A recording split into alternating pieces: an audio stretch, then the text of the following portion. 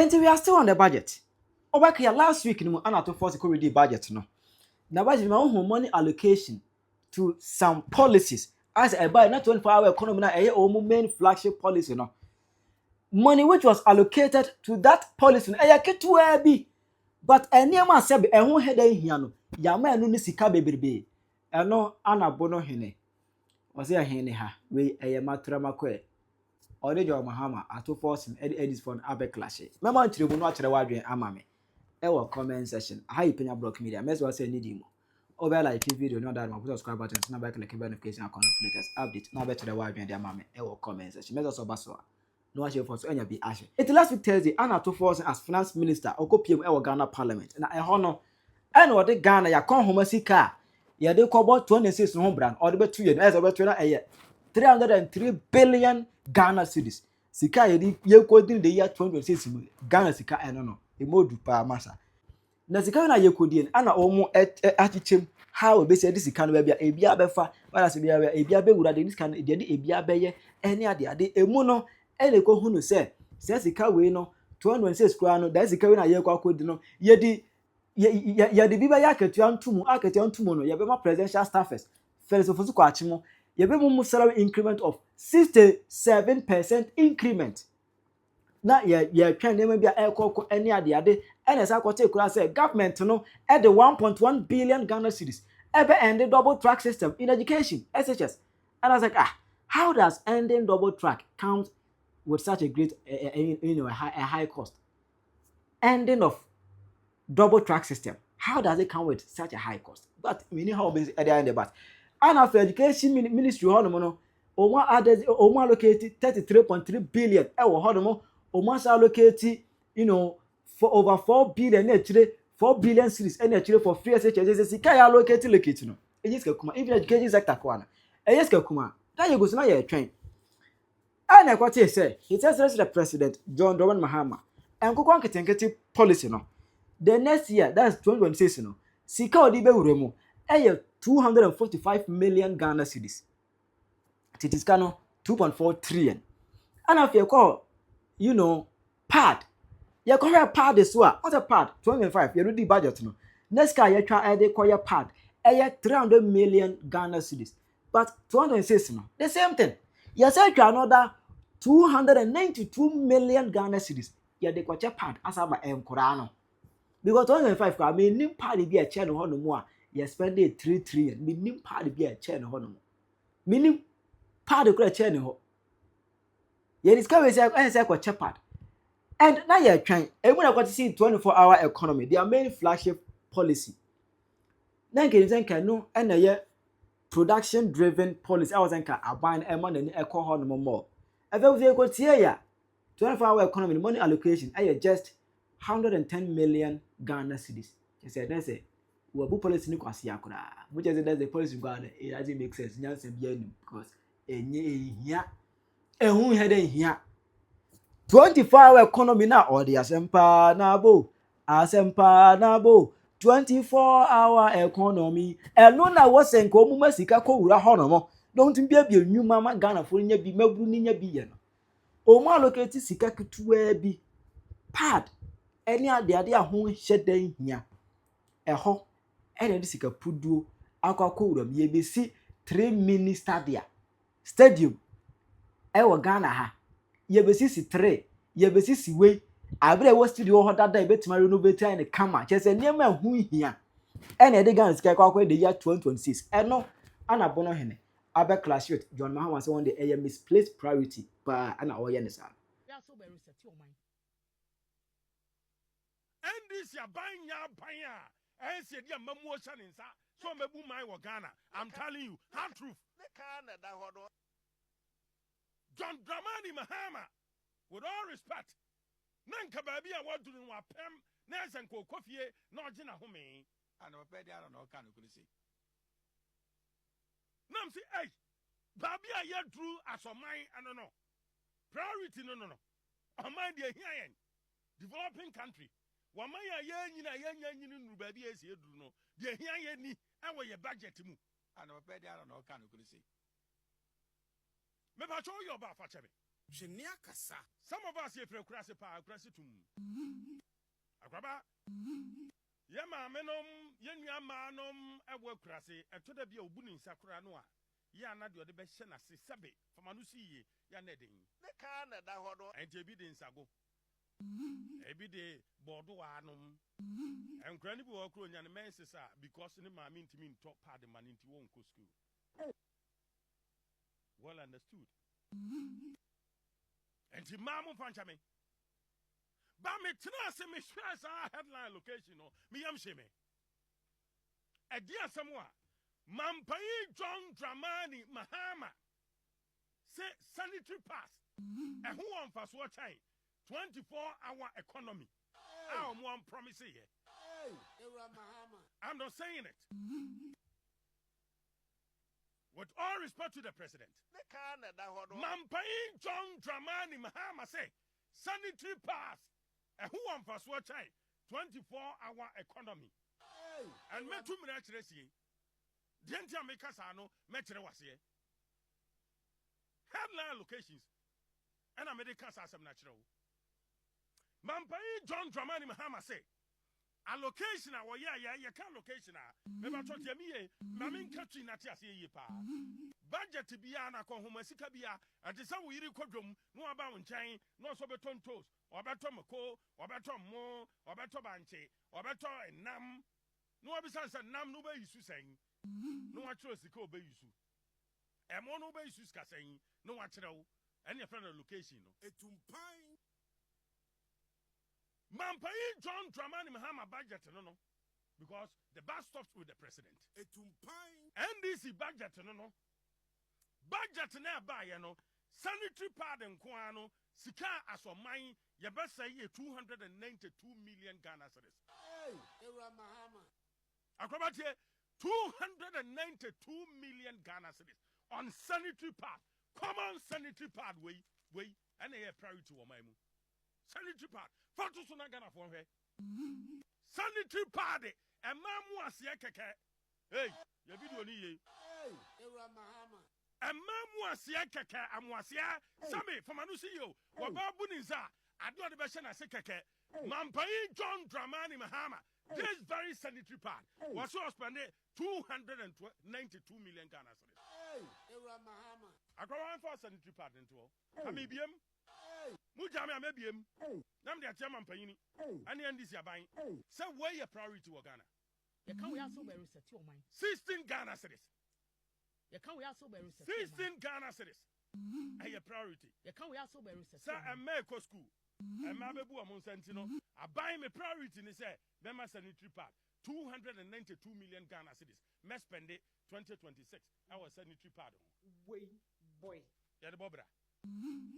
You can we also be reset your mind. Mewa abane baya NDC abano flagship program. Ade a wo ka ho asam bo ho dawuro aye 24-hour economy. Adwene wo fom. Jenia kasa NDC aban adwene e wo fom. ne ka na da Ana mamu no monte ase. ne ka na Eye da buga party. ne ka na da Buga aban. Ye ntwangum ni enko.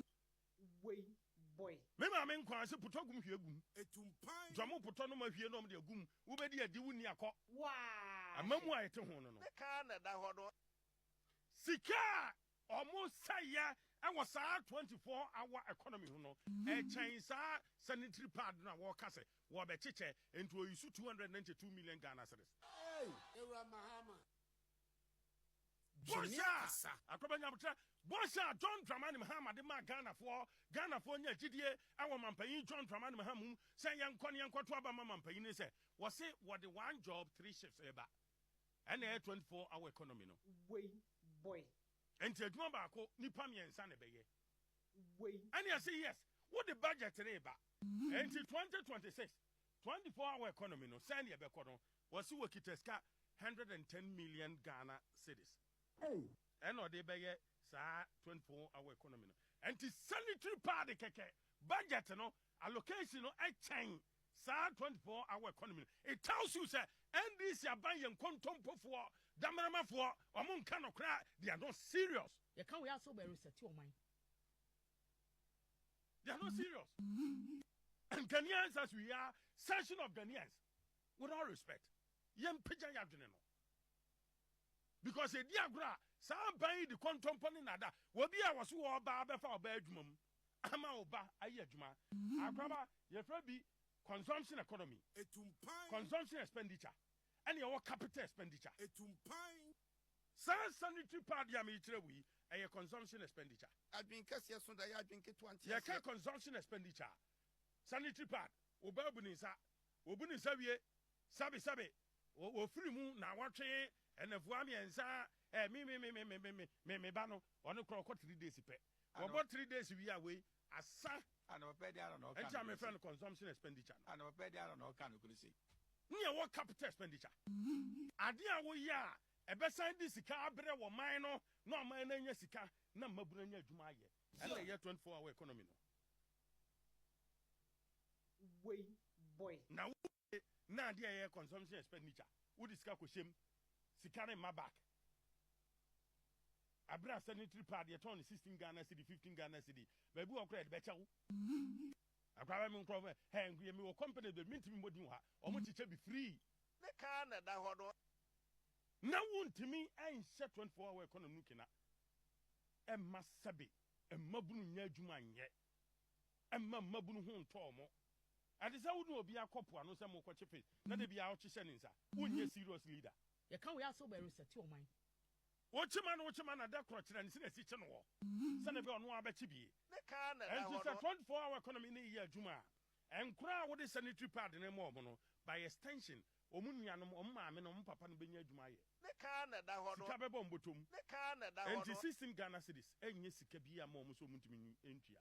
Way boy. Tibongos were buying. You can't we also bear reset your mind. Yami and Nina was so much. It's about the 24-hour economy. Me can't ha.